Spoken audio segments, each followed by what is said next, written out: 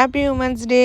Daylight saving ஆரம்பிச்சிருச்சு. Night 1 hour cut ஆகி 1 ஹவருக்கு முன்னாடி டைம் மாறிடும். இந்த 1 ஹவர் கட் ஆகிறது என்னன்னா, நிறைய பேரோட தூக்கம் வந்து 1 ஹவர் வந்து கம்மியாயிருதா.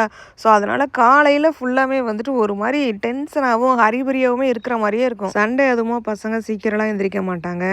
ஆனால் இன்றைக்கி கிரிக்கெட் ஃபைனல் பார்க்கணுங்கிறதுக்காக ரொம்ப சீக்கிரமாகவே எந்திரிச்சிட்டாங்க. அவங்க எதிர்பார்த்த மாதிரி இந்தியாவும் வின் ஆயிருச்சு.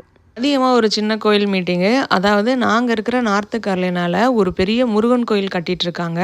அதை எப்படி கட்டிகிட்ருக்காங்க, எந்த மாதிரியெல்லாம் கட்ட போகிறாங்கன்னு கேட்கும்போதே ரொம்ப பிரமிப்பாக இருந்துச்சு.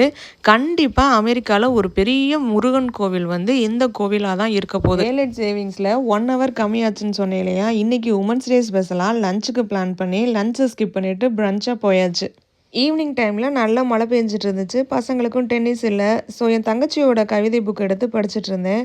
அதில் யார் அவள் அப்படிங்கிற ஒரு கவிதையை படிக்கும்போது அடடா அப்படின்னு இருந்துச்சு.